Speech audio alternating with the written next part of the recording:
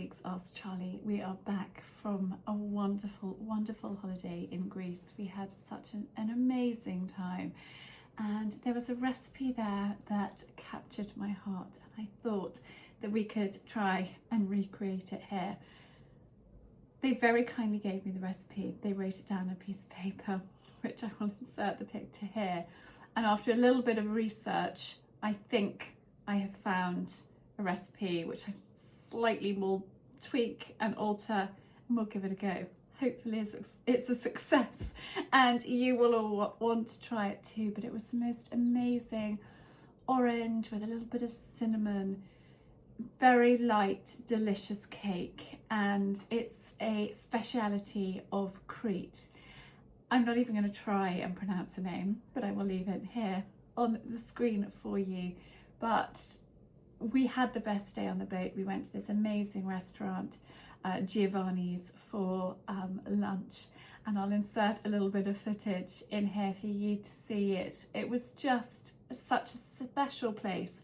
I was very conscious of not filming too much of our friends and our children on the holiday, so I didn't take videos of the table and too much of the restaurant or anything of the restaurant. I just took outside and the sea. The view was absolutely magnificent, and I thought we would try and do this in the air fryer as the Arga is off. And I've also had so many people saying, Charlie, can you share air fryer recipes with you? So that is coming for you next week. And I thought, now we're back from holiday, I could film me using it in real time, put it all together and share a whole lot of ways that we use the air fryer. We have had an air fryer previously to moving here. Then I got the Sage Combi, the 3-in-1. The air fryer in there is fine for one person, but it's not fine for a family of 5. And so I bit the bullet and bought the Ninja Dual Zone technology, the big one. And I'm so pleased. I wish I'd actually got it sooner because it's brilliant. It's an absolute game changer. Now this recipe calls for filo pastry, and so I did an Ocado shop and ordered all of the bits that I needed for this, and I thought that we could do a little bit of baking together. So the first thing we want to do is actually dry out the filo pastry. So I'm just going to open it up, pop it on an Arga tray and let it dry out for an hour before we start the recipe. In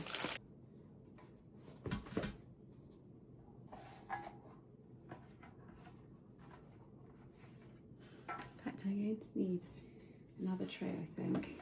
Maybe even 2 more trays. I think this will dry out quicker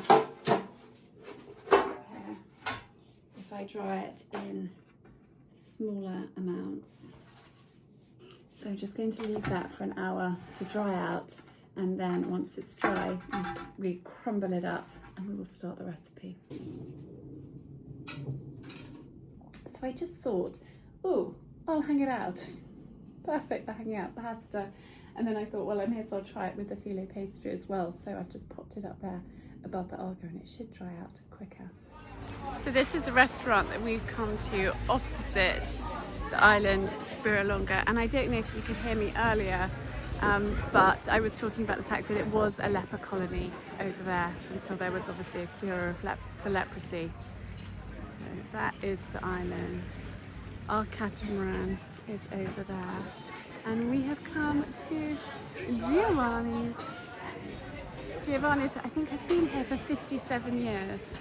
And it's just so lovely. You can walk down these steps to the sea. And look how beautiful that looks. So inviting, absolutely stunning. My filo pastry is drying out nicely there. I've got these dishes which I'm actually going to bake it in. I'm probably going to do it in 2 batches. We're just going to see the quantities. I've got 2 eggs here from our hens and 100 grams of caster sugar. Just going to whisk those together by hand.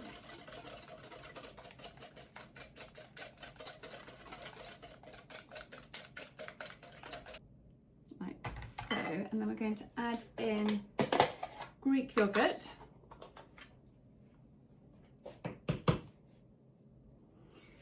250 grams of yogurt,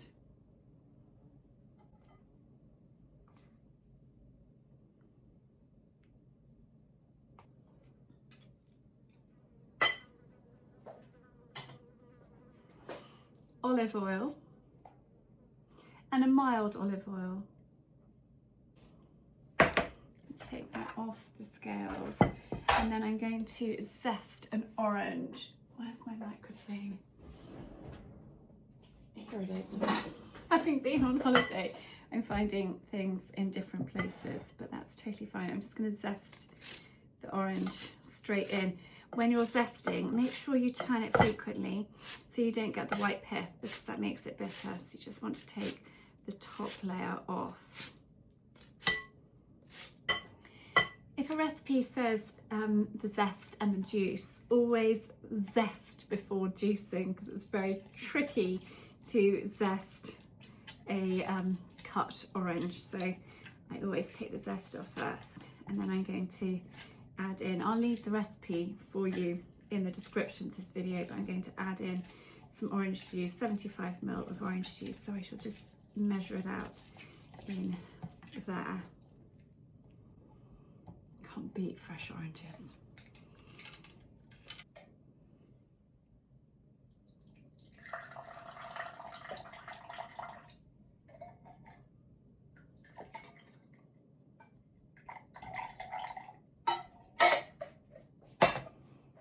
Add that in.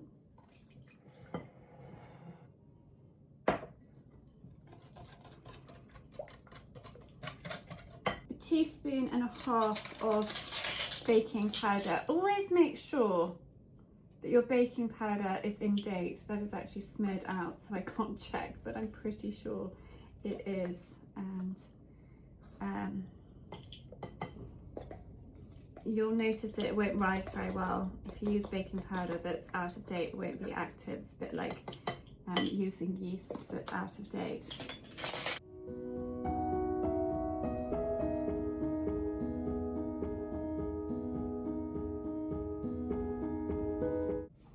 And then a teaspoon of vanilla.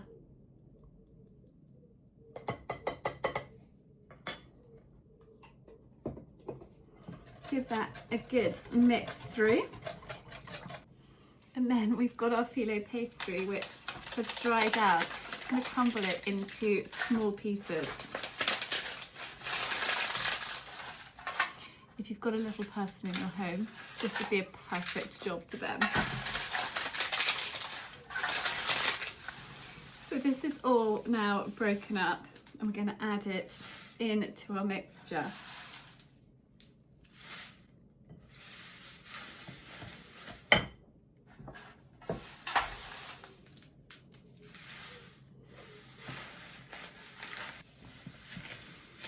I've never made a cake like this before, so let's hope it works.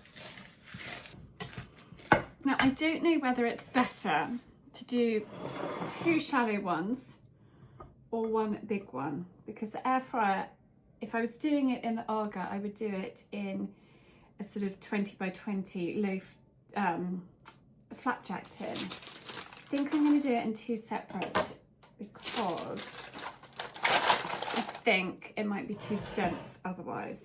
That is my thinking. We will see. Let's get a big spoon out. Make sure it's well mixed.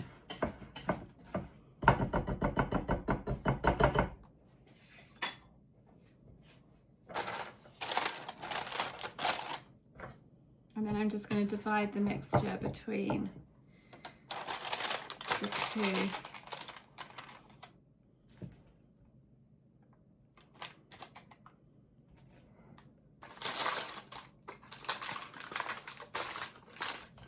And then just level them out as best you can. So I've got my air fry baskets with that in, and these glass dishes fit in perfectly, which is great. So I'm going to put one in there. Now, to use the bake feature function, you don't need to preheat, which is amazing. So that goes there. I think the glass dishes I got on Amazon, they're oven proof, freezer proof, and dishwasher proof, which is really handy. So on we go, and I'm going to put it onto bake. Automatically comes up to at 160, which is perfect, that's what we want. And then the time, I'm actually going to put it in for 30 minutes, but check it after 20, and we're going to do sync, match, go. There we are. Fingers crossed it works. Let's hope, because it's so delicious. Now I've just had a sneak peek. It's been in for almost, well, for 9 minutes, and it is beginning to brown beautifully on top. Hang on, I'll show you that way. But I don't want it to burn, so I'm actually just going to place a piece of foil over the top. Right, so on that one.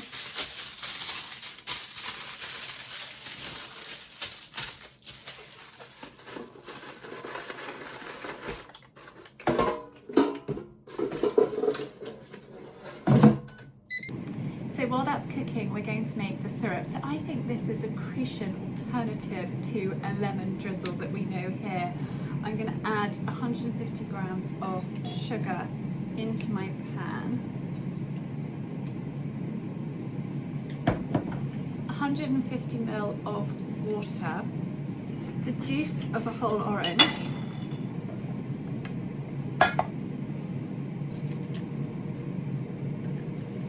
a little orange rind, and it would have been easier to have taken this off before juicing it, I forgot.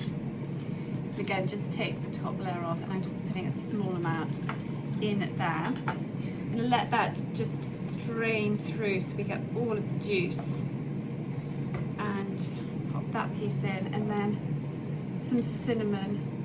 I'm just going to put a little bit of cinnamon. Just going to break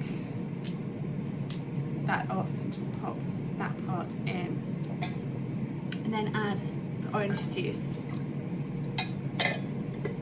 And then I'm going to simmer that for about 8 to 10 minutes on a low heat. So when you're baking, it's always a good idea to have a skewer, and you pop it in the middle of the middle, and if it comes out clean, you know it's done. So I'm going to take both of those out. My syrup has been bubbling away, and it smells incredible. So I've just popped them on here to cool. It's actually a little bit tricky for me to get them out. Am I going to attempt to get them out? Yes, let's attempt. I think we'll try with oven gloves. Yeah, there, not so tricky. That's that one, and that's clean, so it can go straight back in. I shall just hoik the second one out. There we are. Looks so good. And then with a sieve, I'm just going to strain this syrup.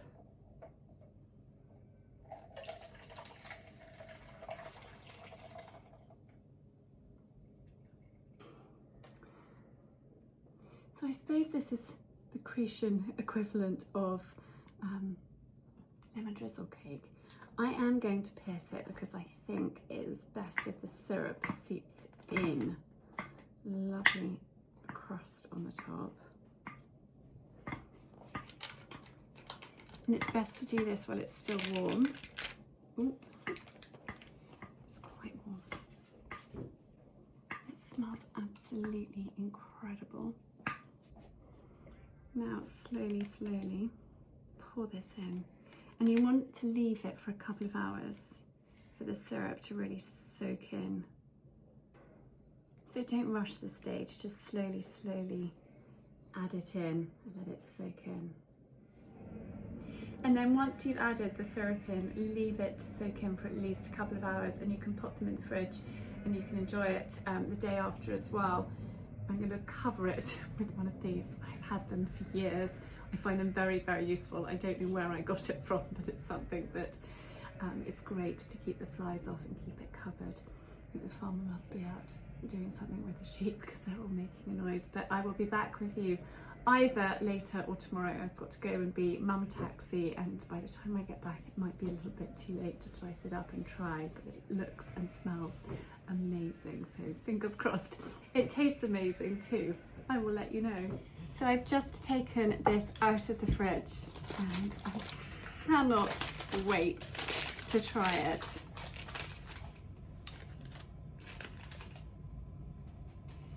So when we were in Greece and they brought it to the table, it was cut up in small bite-sized pieces. I didn't get a good photo of it. I just had a photo of it on my plate.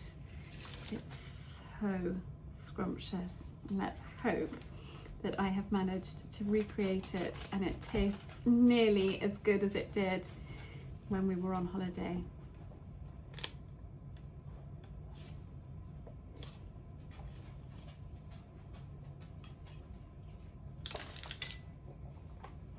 I'm going to serve it with a little creme fraiche, but cream, ice cream, whatever takes your fancy. And there we are. That is the consistency, and it's so unusual. It's not like anything I have had before here. Let's see what it tastes like.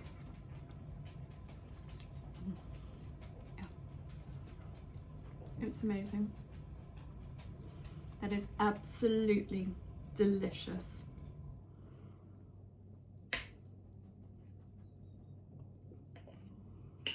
Serve it either warm or chilled.